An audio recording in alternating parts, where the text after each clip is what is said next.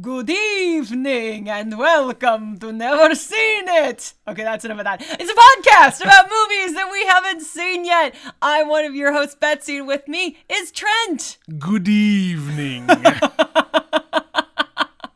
Shut up, we're doing a scary thing. It makes sense. Today we are continuing on in our spooky series, Never Scream It. Never scream it. Oh! All right, enough. It's terrifying. Today we are watching the 1981 camp classic, I guess you'd call this. Keeping it in the 80s. Keeping it in the 80s. The movie that started it all for this director and this actor who we'll get to. This actor and director combo. We are watching The Evil Dead. Yeah, Betsy. I've never seen this movie. I've never seen this movie. I have never seen any of these movies that these guys have done. I think you and I have in common that we are kind of purists where we don't like watching the latter episodes of a series. Sure. We would rather start at the beginning. Yeah. So thus we have avoided this entire collection, which I think there's like 5 now. And there's like spin-offs and shit. There's a TV show. Yeah, there's all sorts of stuff here, and I know nothing. When I come in here and say I know nothing, I literally mean I know nothing. About The Evil Dead. About The Evil Dead, about the Army of Darkness movies, any of that shit. And I know they're all kind of related because it's Bruce Campbell and that's pretty much all he ever does. Right. This is the thing that he is best known for and will be on his epitaph. The guy from The Evil Dead. And the guy from Army of Darkness. He's Ash from Army of Darkness, is he not? Yeah. I think that's the dude.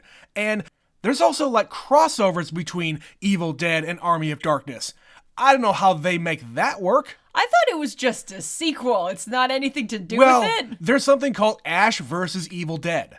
I'm so confused already, and we haven't even begun. I know. That's my point here. There's just so much of this stuff spanning 4 fucking decades, and we've completely missed out on all of it. We really have. Is there any reason you have not sat down and watched this movie, Trent? I don't like movies like this.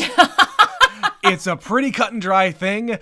And of course, I don't really know anything about it. I just discount it because it's a horror movie. And I just never sit down to watch horror movies because I think they're all stupid. I am expecting this to fall into that similar genre, like low budget, campy horror comedy. I understand these are supposed to be kind of funny movies. Right. And I'm hoping that we're going to get into this and we're going to have fun with it because it has to be fun. Right. Otherwise, what the hell are we doing here? Yeah, we're not and how has it survived 40 years? We're not sitting down here because we want to be scared. That's not why we do this. No. No. Maybe the next couple of movies after we do Evil Dead, we'll actually get some scares in here, but we'll save that for later. Well, a couple other things about this movie that we know. Yeah. This is directed by Sam Raimi, so this is kind of the thing that put him on the map. Consequently, this episode is coming out on his birthday. Yeah. We planned it that way. Totally. We didn't move things around so that it would come out on his birthday at all. Shut up. It was close enough, so we figured it out. He has gone on to direct other movies that we have covered on this podcast. Yeah. He directed the original Spider-Man trilogy. Yep. He directed the most recent Doctor Strange movie. So this would be the 5th appearance of Sam Raimi, the director, on this show. And this guy has, been nominated for awards and shit, I think. Sure. He's certainly a well-known and prolific director. Yeah. And this is kind of the thing he is known for like having fun and being weird. Yeah. And I remember me talking in the Spider-Man 2 episode.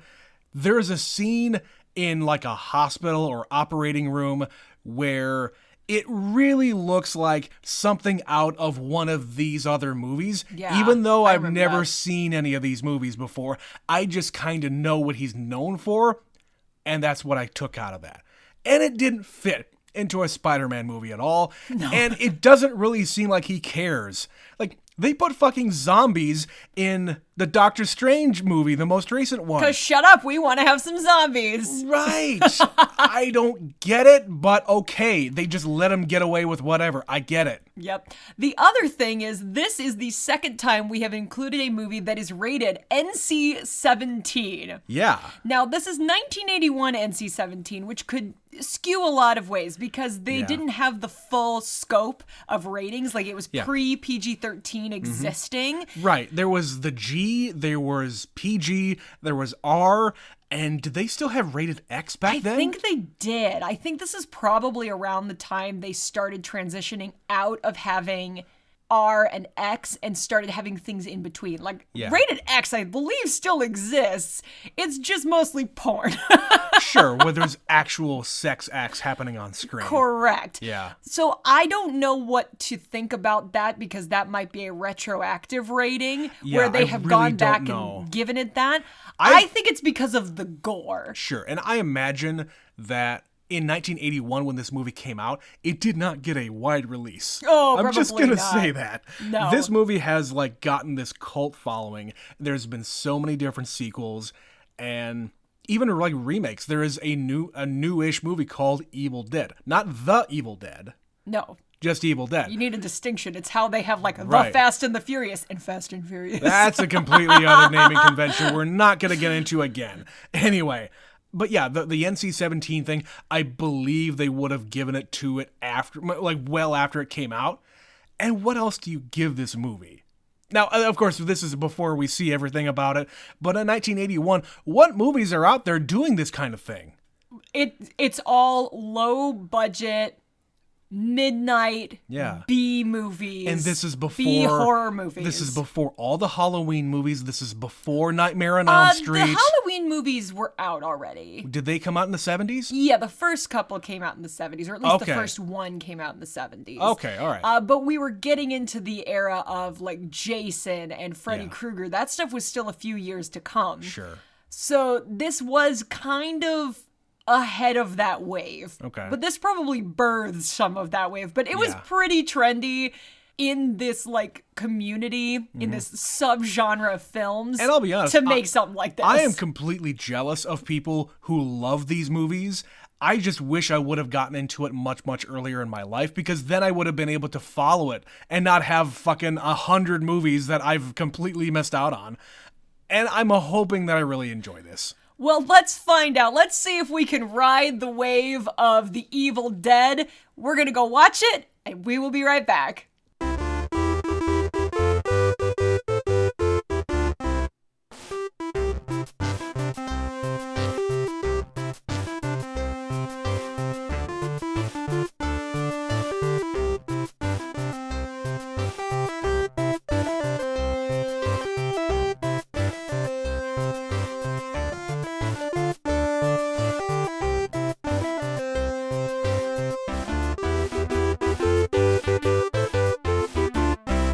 And we are back. Trent, The Evil Dead. What did you think? That was some, like, student film ass bullshit. But I can see how it is endearing to a lot of people. Oh, yeah, that was incredible. It was just absurd from the beginning shots to the end. Like, the first thing I wrote, like, we're getting the opening shot of, you know, this unseen force flying over the water, the landscape. I said, did I make this movie? Like, it's some bullshit I would do where I'm like... it's like this handheld camera. Yeah.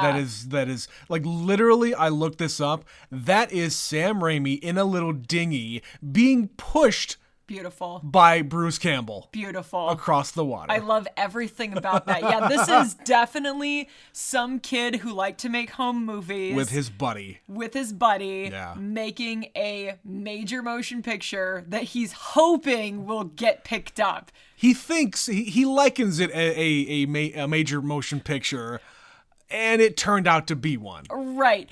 It's absolutely stupid. Like, every moment you just keep going, yeah, go investigate the strange noise. Yeah, separate. Great idea. Yeah. I kept thinking back to last year when we watched Scream. Yeah. And there's the character that says there are rules to surviving a horror movie. And one of them is never say I'll be right back. And the first time something weird happens in this movie, the guy's like, I'll be right back. And I went, oh, no, you won't. Now, in this case, he does make it out. It's all a fake out. There's some fake outs in here. And, you know, most of the scary scenes are, you know exactly when they're going to happen. Right. The music because we've shifts. seen so many other movies like, and not like this, but we've seen movies. We know the timing of these scares. Yes, they have a lot of dramatic music, and then it gets quiet, and then there is a jarring noise in the music. Then you are made to think that everything's okay,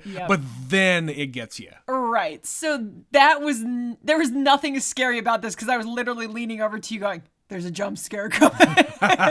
Every single time, there's a jump scare coming. At no time was I ever scared during this. No. And that's not to say, oh, I'm a big tough guy. No, it's just I've seen so many movies. It's also so cheaply made and cheesy that it's hilarious. Like, I understand completely how this movie caught a following and has maintained a following for 40 plus years. Yeah. Because this is a ridiculous ride.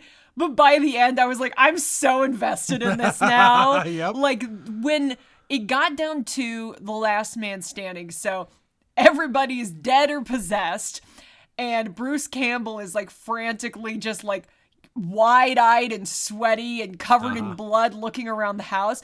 This is where Sam Raimi is really playing around with a lot of the angles. He does some really weird camera tricks. There's Dutch angles all over this shit. But it was cool. Like, you can tell he's trying to do something interesting. I'm going to use every single filmmaker thing that I can think of that I learned. Every trick I know. Every trick I know and just throw it all in there. But it worked so well. And Bruce Campbell is committed completely to this nonsense. And I'm just like, yes, how is this going to end? I love this. And like any good horror movie, you know, there's that final scare at the end where, you know, the sun rises and he's about to leave. And then you think everything is fine. The sun is up. The terror is over. Yep. He can walk free. Yeah. And there's an unseen force that gets him. Now, I was assuming from the beginning that he's not dead. He survives this movie because there's many of these movies. Yeah, and we'll get into that. But like, we were confused in the intro, and I kind of want to. I mean, there's not really an explanation we can give because we don't understand what these other movies are. But yeah, you're right. Ash was going to survive because Ash is the star of the rest of these movies, as far as I know. And historically, in a lot of horror movies, there is a lone survivor. Yeah. That's the trope anyway. It's not always the case. Like, they kind of hint at the end of this that he does not make it out of this. I mean, fucking Jamie Lee Curtis has survived all of these Halloween movies somehow. There's like 12 of them or something like that. There's a new one that just came out this year. But it's ending now. It says though? Halloween ends. Yeah, how many times have we killed him? Yeah. So the thing we didn't talk about in the intro for this movie was what exactly is the Evil Dead? What is it that we are fighting? Is it zombies, some kind of monsters? Is it, I was kind of assuming it was zombies. Yeah. But it is demon possession. Yeah. They go to a cabin, and the former occupant was some sort of archaeologist. Sure. Who found a Book of the Dead in Mesopotamia. Necronomicon, if you will. And he found out that if you read these words that are written in Sumerian, ancient Sumerian, that it will summon demons. And his wife was possessed, and he had to kill her. Yeah, and we don't know what happened to him. He's describing all sorts of different things that happened. And I wish we would have gotten a little bit more of that. Maybe he could have listened to it a little bit more to see what else he recorded and maybe get a clue as to how to kill these things. That's the kind of shit that you get in a prequel. Like, somebody makes a sequel to this that's actually a prequel. That's what it would be. Sure. That's so many of the horror movies that get made now. eventually you get prequels to them. Yeah. Like, how did we get here? Let's explore that some more. We don't know how to move in the future because we keep killing the same guy over and over again. It's true. But all I could keep thinking of, so they found this recording and the guy is reading the book and it's saying the words that summon the demons. And then that's how all of this trouble starts. Yep. I kept thinking about The Mummy from 1999. One of my all-time favorite movies, ladies and gentlemen. If I have not brought up the 1999 version of The Mummy, well, you're going to hear about it now. I've seen this movie, I would wager well over 50 times. Yeah. Like well over 50 times. To the point I know the dialogue of this movie. She can quote the dialogue from beginning to end for just the about. Most part. I would say I could get like an 85-90% flawless. Everything else I know vaguely. You might stumble on a word or two, but you get the gist. Yeah. So we've got a Book of the Dead. And I was like, a Book of the Dead? Like The Mummy? And then the guy is reading it, and I just went back to the guy screaming, "No, you must not read from the book!" Yeah. And then everything goes badly.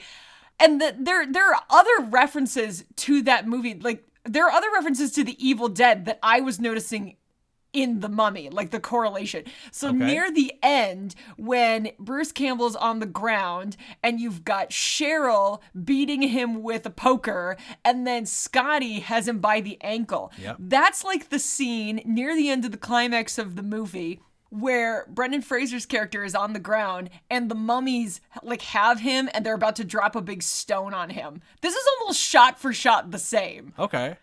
And I would be willing to bet if you go and look at other movies, there are a lot of people who draw from stuff like The Evil Dead, specifically The Evil Dead. Sure, and I would say a lot of that is, hey, you know what? I remember watching The Evil Dead when Sam Raimi was this fucking 20-year-old snot-nosed kid, and he was able to make a movie that became a huge hit.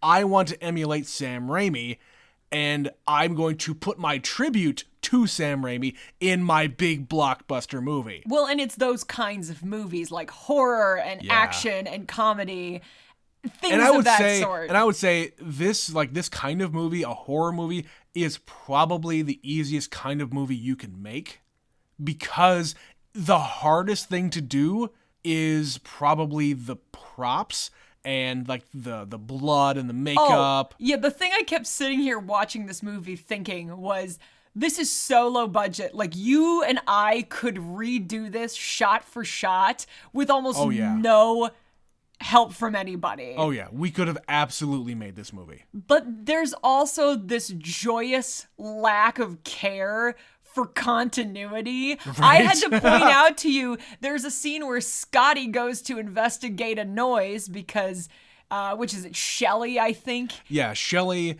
disappears. And Scotty is looking for him. He goes into the bathroom and is like gonna pull the curtain back from the bathtub and nobody's there. Then he turns around right before Shelley gets him, and that's not Scotty. I mean, it is, but if it isn't, it's like really... Basically, he has a haircut. His hair is different. His hair is completely different. It is darker. I don't actually think that's him, because I've been reading some trivia on the IMDb page, and after the principal photography was done, all of the actors fucked off. Well, yeah. They had to do all the pickups and reshoots with just scabs. Oh my God. Just random people that they just threw in there. Most of the time you can't see their face. But I think he's on screen for just long enough that that's just not him. I would have to actually go and really look at his face. But in the very least, he has a haircut. At the very least, the hair is completely different. Which just goes to show you, they're like, we don't care. We're just making this movie and we're going to get it done and it's going to be done and you're going to watch it. Because in 1981... you're not thinking to yourself, oh, I'm going to go and rewatch this movie. I'm going to, like, frame by frame every single scene just to see all the shit. No, you're going to the fucking theater and seeing it once, maybe twice. You're not going to see that shit. Oh, and this is not a movie that is full of tiny details. This is a movie that is beating it all over your head. Yeah. You are here, and they will hand it to you. And there's very little plot that you have to remember. There's no hidden subtext anywhere. No, the only stuff that's kind of like little Easter eggs in the background is down in the basement when they're exploring. There's half of a poster for another horror movie. Yeah. So that's about the only other Easter egg there is. This house is really bare bones. You pointed this out. How big is this cabin? Because from the outside, when they drive up, it looks really tiny. Tiny. Like there's maybe 4 rooms in the entire house. But then the house keeps going as we explore and have different scenes. There's at least 3 bedrooms. There's at least 1 bathroom. There's this big area. There's like the storage area. There's the basement, which apparently this cabin itself did not have a cellar. Okay. The cellar scenes were actually shot in Detroit. Okay, so they kind of had 2 locations to film this. Yeah. So yeah, we've talked about the fact that this is super low budget. This is also really just a lot of makeup and effects. I think the biggest budget stuff is all the weird like slow motion claymation. Yeah. The gore, if you will. Like the decomposition of the bodies as the Necronomicon is being Why do you burnt. keep saying Necronomicon? What is that? That's what it means. It's the Book of the Dead. Is that from a video game? No, it's just another, it's a full word of saying Book of the Dead. Okay, well, I'm a schmuck and I'm going to call it the Book of the Dead. Book of the Dead is like the literal translation of Necronomicon. Okay, fine. All right, so yeah, we've got these 5 kids, we've got a car, we've got a cabin. The cabin has minimal set dressing. There's some beds, some couches, a deer head, and a clock. Yeah, and like, there's actual electricity in the place too, which I was not expecting. That was like a luxury for them to have. And yeah, they get there, and one of them, I think Scotty goes into there's a tool shed somewhere, which they don't really see, like show the outside of. He just shows up in there, and he's just kind of looking around. He's exploring, and I guess there's some like homages to the Texas Chainsaw Massacre movie would make sense. that came out in the 70s. Especially with like the fucking chainsaw on the wall, which later I guess becomes Ash's weapon of choice. I was gonna say, because when he presents it, like he pulls back something and they get the dramatic zoom, and Sam Raimi has absolutely used that effect in other movies. And he grabs it and he turns it on and he's wielding it and then he puts it down. But that's what I always think of when I think of Evil Dead and Ash, is he's holding a chainsaw. That and his boomstick. His boomstick. His boomstick is the shotgun.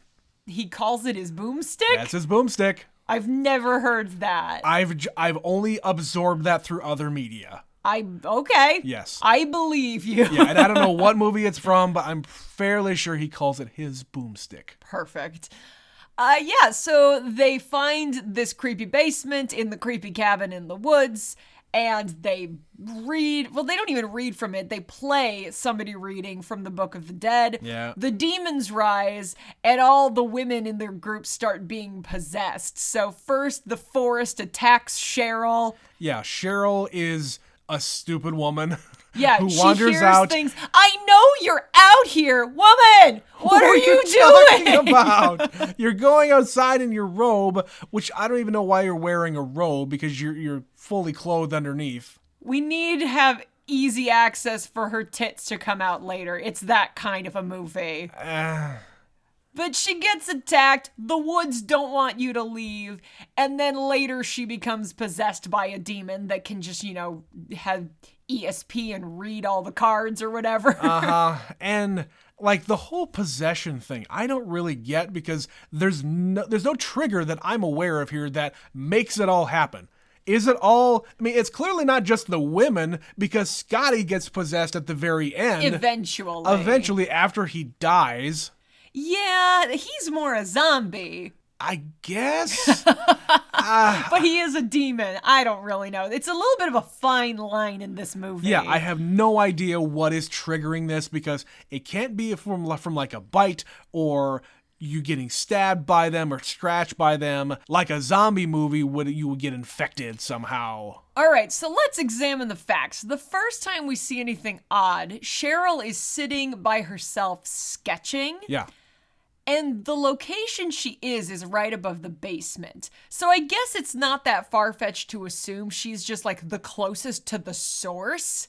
And because this thing is an evil object radiating evil, she just like gets possessed kind of, or she's sort of affected by it. I don't think it's that kind of a movie, Betsy. I'm just saying, if you really want to extrapolate, if you really want to apply some reason to this insanity, I don't. That's the only explanation I could offer is she is the closest, she is susceptible, and thus later when the demons come out, they've already kind of cracked that door open and they just get right in there. I just think that it's a convenient way to make the plot move along and have somebody get possessed.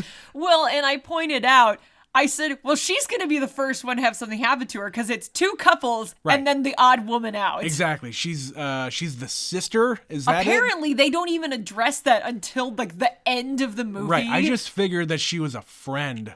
They don't say anything until she's already basically dead. She's a fifth wheel. That's all we know. Yeah. So yeah, she gets possessed and they lock her up in the basement after she stabs somebody in the ankle and tries to kill everybody with a pencil. Else. Yeah. God. And this is where it starts getting kind of violent and gruesome. So she's got a lot of kooky makeup on and full lens contacts. Yeah, and like apparently like they say a lot about the contact lenses, the white contact lenses in the trivia. Eye things. Yeah, they're horrible. Those things are like super painful. I have heard that consistently every time I've ever heard people having to use them for something. Yeah. They're really awful. Coming from two people who wear glasses. Well, I've worn contacts and just regular contacts are fine. Yeah. But like one time I did start getting one kind of stuck up there and it was it hurt. Yeah, Betsy, you have an eye thing. I have an eye thing. I cannot handle stuff like that. I tried. When I was, this is maybe 15 to 20 years ago. I've worn glasses since I was in the first grade. Mm-hmm. So. Way longer than you haven't worn glasses. 1991. Yep. So like I said, about 15 years ago-ish, I decided I wanted to go and talk to my doctor about finally trying out contact lenses because I'm sick of wearing glasses.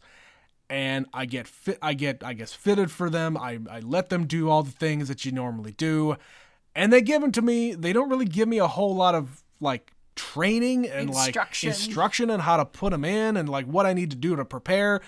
I got none of that. So I come home and, good God, did I really, really try. I never got one in. Never. And I blame my luscious, beautiful eyelashes for getting in the fucking way. So they're not all that great, guys. I know you might be jealous of your my eyelashes. Of my eyelashes, yes. But no, they're not all that great. Listeners, I know you can't see them, but I'm gazing into his eyes right now, and I will vouch for him. He has beautiful eyelashes. Thank you, Betsy. But no, they're a curse.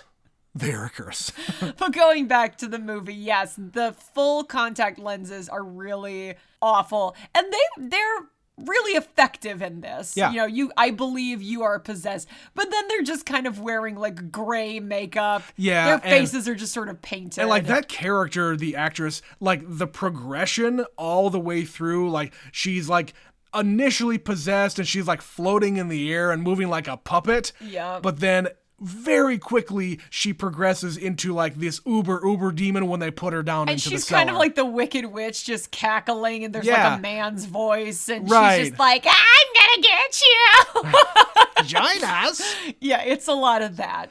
And I fully expect that was probably Sam Raimi doing a lot of that voices because he just or other guys in the cast. Yeah, he threw himself into almost everything in here. And like we touched on, she stabs one of the other gals in the ankle with a pencil. And it's like putty, like a really fake ankle, but with an excessive amount of blood. Yeah, and I looked this up again. The blood itself was made from corn syrup, non-dairy creamer, and red food coloring. So pretty easy to make, and they had a ton of it. Yeah. Well, and again, something I learned in Scream. They say that in Scream, too. They make fake blood in movies these days out of corn syrup and food coloring. Yeah. It's not hard to do. It's all you need. Like I said, low budget. Low budget.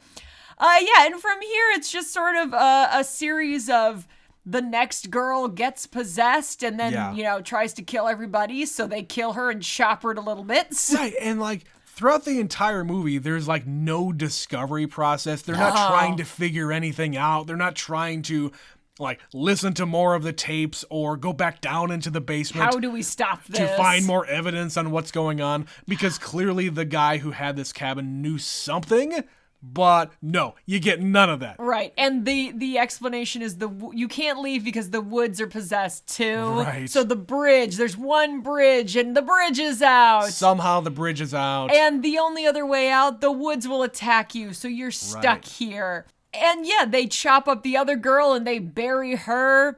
And then the guy, Scotty, tries to leave, but it's kind of weird. He leaves. He says, I'm going to leave. And then he's trying to find another path to get out of there. Right, but he's very callous and like, you do what you want. Right, we're going to leave Linda here. Yeah, I don't care. She's your girlfriend. Right. I'm leaving.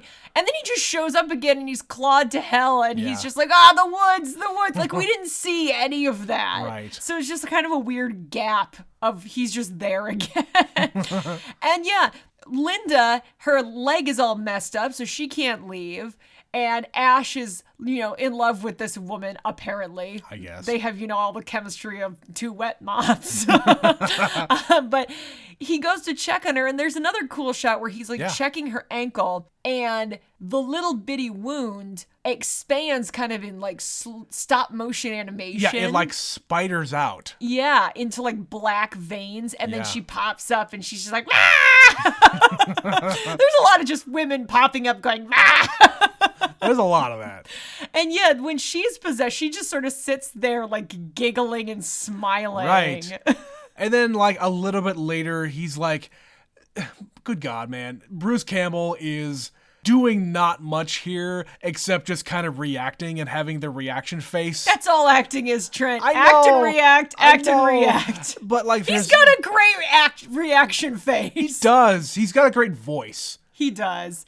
And the movie, listen, this is a weird thing to say. He looks like a little geek at the beginning of this movie. He's 23 years old and he's got stupid 70s hair. Yeah.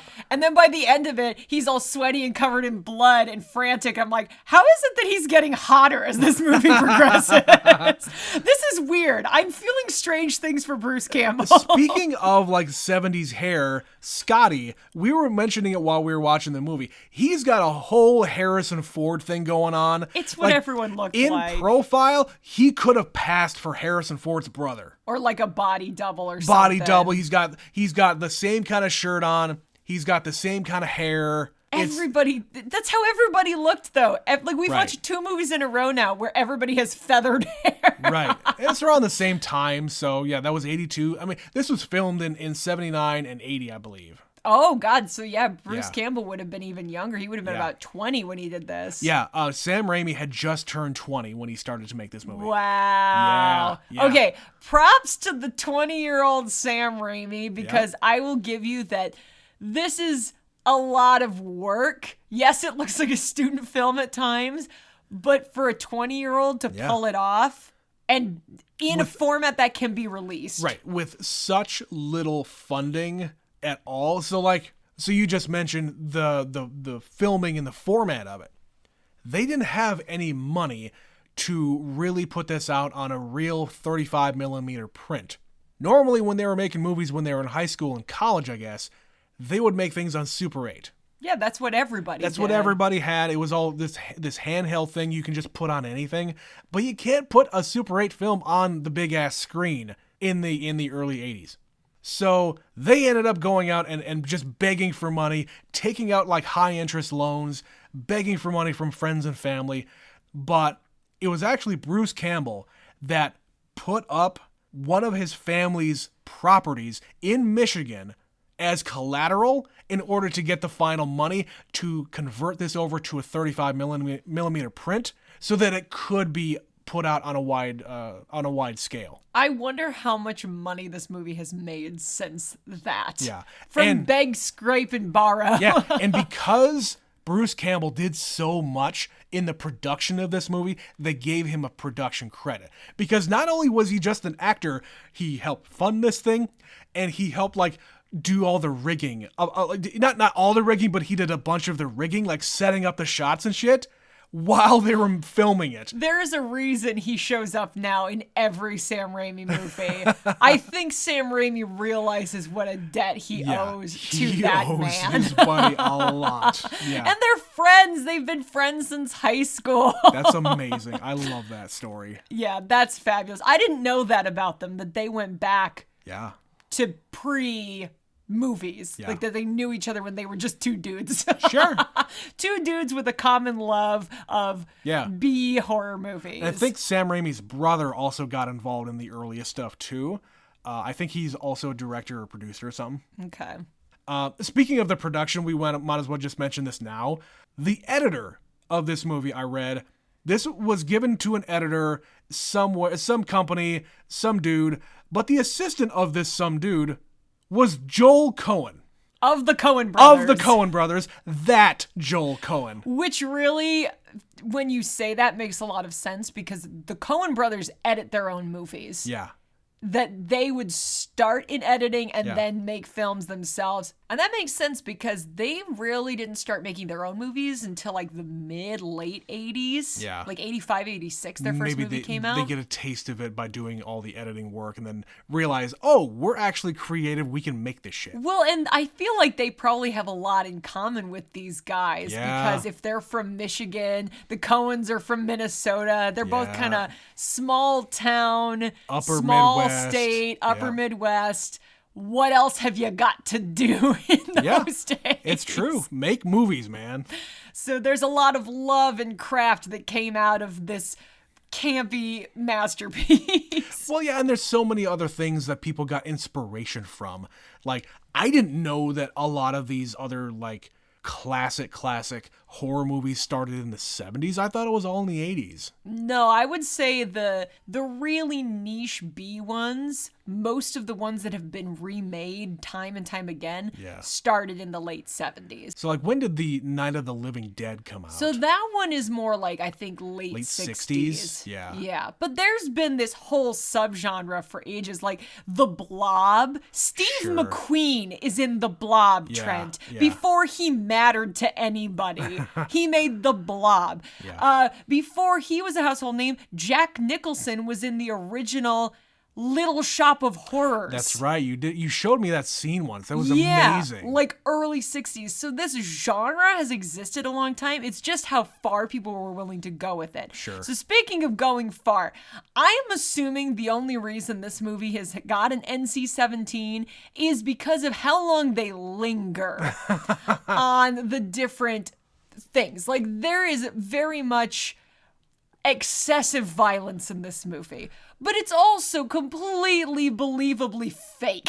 Sure, like, you're not gonna be like, someone's head gets chopped off, but then immediately it falls to the ground and the head is it's just somebody with dirt. It's a woman standing in a hole. Yeah. Going, bah, bah, bah, bah, bah. Yeah, there's nothing that is like super duper gory that is believably gory. No, there's like Scotty starts cutting off Cheryl's hand. Yeah. Or is it, I don't even know which one. It doesn't matter. He's starting to cut off her hand, and then she bites her own hand off. Yeah. And, like, they are chopped into bits, and she's just, like, writhing and twitching on the floor. Yeah, the bits are, like, twitching. And they bury her, and, like, it's just all that stuff. Yeah. Like, it's absolutely absurd. And when they're dying, they all, like, puke up blood and milk. It's just so stupid. It's really stupid. And I have seen, like, really horrific graphic violence in movies that are rated R. Sure. Like, anytime we've seen a war movie, like a real deal war movie, there is some gruesome shit. And the only thing I can think that is the distinction is how long the camera stays on it. Because usually the horrible shit in like a war movie lasts for like long enough for you to react. It's a second. Like, I always go back to We Were Soldiers. Yeah, that's what that I was fucking thinking Mel about. Gibson movie. Oh God. If you don't like hearing about this stuff, just Go skip la it. la Just- la la just la. Just skip ahead like you do in a podcast. There's a scene where somebody gets burned with fucking what is it? The napalm, yeah. And it's like burning and cooking their flesh from the inside. And when somebody like tries to grab somebody's leg to pull them away, their skin comes with it. Like a chicken bone. Yeah, like a chicken bone. It's really awful. It is. Yeah, and it happens once. It happens once, never again. Very and quickly. That's all you need as a reaction. But yeah, in this movie, It's horrible. In this movie, you've got women like biting and clawing people's faces and clawing the skin off of his legs, and it looks incredibly fake and completely unbelievable. Yeah. But this movie is rated NC-17, and I assume it's because it just goes on and on and on. And I wouldn't put too much credence into the rating system back in that's 1981. What I'm saying. Like, why does this one linger? How do you even rate something like this against other things of the era? Yeah, I It's think this really certainly earns an R rating. Of course. Like, today, this would be a rated R movie. This would probably honestly be like a PG-13. No. Except for, like, if you did some quick edits, you could make this a PG-13. The things that the ratings board now really gets after you about is blood. Oh, I suppose you're right. The Avengers gets away with being PG-13 because everybody dies but nobody bleeds. Right. And like, if there is blood, they're not bleeding. It's just kind of blood on their face. Or on the ground, whatever. trailing behind them. Yeah, even that's not much. That's fair. You cannot okay. show bleeding. Well, you can it's show blood. still an R. Yes. All right. Well, I know you've been reading through the trivia, and I know you had at least one more thing you wanted to share before we start wrapping things up. I think this one is the fucking best. I'm just going to read this verbatim. Over the years as a director, Raimi's 1973 Oldsmobile Delta 88, parentheses, originally bought by Sam Raimi's father for the family when Sam was 14, has played Ash's car in the Evil Dead movies, Uncle Ben and Aunt May's car in the Spider-Man movies, and then in a couple other movies where the car has appeared. And I just thought that was amazing because we just covered the Spider-Man movies last year. I would have never known that unless we watched this movie. Which is so weird because they pull up in that car. It's like one of the first shots in the movie. You see that car and those kids driving in it. Yep. And some part of me knew that was the car from Spider-Man. Because it looks exactly the same. But you don't think about it's the same thing. It's No. like 20, 30 years later in some of these other movies. But some directors do that, where they just have this really niche, stupid thing that's funny to them, and they put it in every single one of their movies. Sure. Like Sam Raimi and Bruce Campbell. Yes. Pull out some old relic and put it on screen. Whatever. He is always a delight to show up. Every time he showed up in the Spider-Man movies, we mentioned it because we were giggling. Because he's real funny. He is real funny. Speaking of funny things, cliches are all over this movie. And, you know, again, we haven't watched a ton of these movies, but we did watch Scream, and they mentioned a bunch of that stuff. They make fun of the fact that these kind of movies are formulaic. And they are formulaic for a reason. In these days especially, you had to be able to crank them out. Sure. They were low budget, and you need to be able to understand them. And people come to see them. Yeah. It's a huge profit. Yeah. Let's see. We've got, like a grab bag. Like, I got 4 kids, and they're in high school, and they're going to the river after prom. Yeah, we didn't even It's talk just about Mad Libs. Yeah, we didn't even really talk about the premise of the entire movie. We got 5 relatively attractive young people in a car in the woods going to a cabin to go and drink. Why? Because we feel like it. Because they're young and hot. That's what they do. We need a reason to be in this place. Right. And we even have like the obligatory scene of the demon or the monster or the villain looking through the windows as the young hot people are getting undressed and getting naked, about to have sex. There's no sex in this movie, but there's naked people. No, if they had had sex, they would have been doomed, but they were doomed anyway. It's true. They were already doomed by walking into that house. Yeah, I think all the cliches are mostly just what I was saying earlier, where it's like, there's a weird noise in the basement. Let's go investigate. Right. And like the shot, oh God, we need to talk about some of the shots in this movie. Okay. The shot of them like all hovering around the cellar door, the hole in the floor, looking down where the camera is like pointing up at their chins in the basement, just looking up at them. Just there's a lot of like panning shots around, just whipping the camera around and going all the like when Bruce Campbell goes down to the cellar for the first time. It has a full 360 degrees all the way around. We got to give you the full view of what's in this basement. Right. And why would the character just continue to stand there? Right.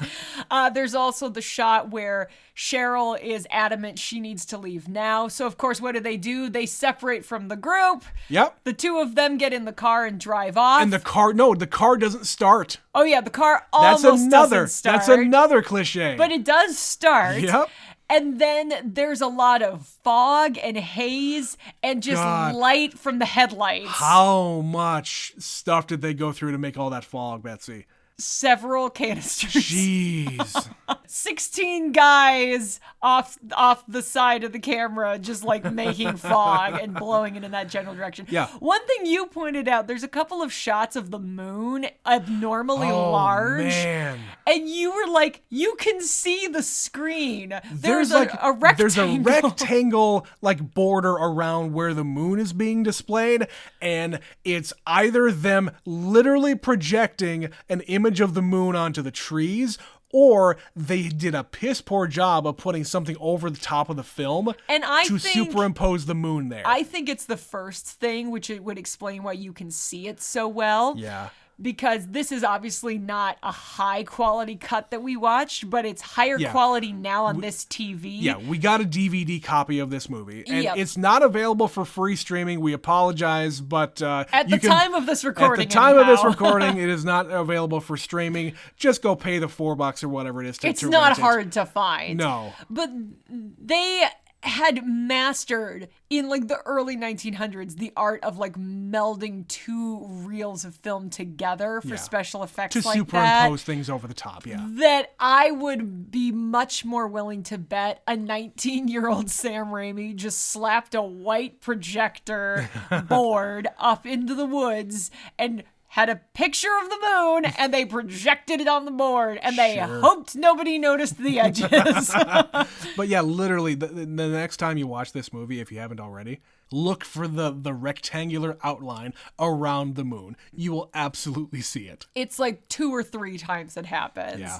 But yeah, I would say overall, I had a real good time watching this movie. Yeah. Because it's just so ridiculous, but it is 100% committed to being this kind of movie. And I think it works because we knew what we were getting into. Yes. We knew it was the first one. We knew they were going to be really young while they were doing it. Young and stupid. We knew it was going to be super low budget and just throwing things at the wall. But it worked. Despite all of that, it works as a front-to-back movie. Well, and what's the most interesting to me is there were moments in here you can see those little sparks of the filmmaker that Sam Raimi ultimately became. Yeah. Like there are shots he has used in other things, and there's technique he has used in other things. Mm-hmm. And the fact that he already was doing that at 19, and now he's, in his 50s, he's still doing it. Yeah. That's awesome.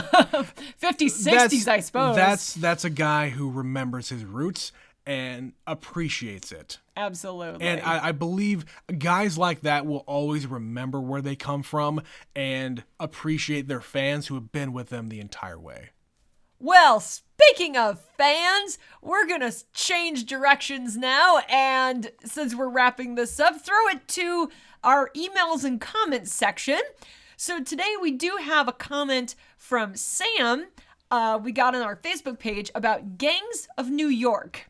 Sam says, "It's a really weird film, in my opinion. It has all the big Scorsese themes and an operatic scope that isn't really like anything he's done before or since. The effort at historical detail in wardrobe and setting is breathtaking, and the cast of hundreds, thousands of extras is worthy of Cecil B. DeMille. But rather than lend itself to gritty realism, it feels rather an impossible play put on by a theater company of madmen." You know, that's a pretty apt description, I think. Yes. Because you have this entire troupe of people who are there to do a job, but it's got the dressings of a play. Yeah. It really does. Yeah, I think that just comes from the time period it's set. Like, there's a very theatrical feel to it. And actually, that's relevant to the next thing he says. All right. "Every time I see it, I have to remind myself it isn't a musical. And Daniel Day-Lewis isn't about to burst out with a song and dance number." I would pay to see that.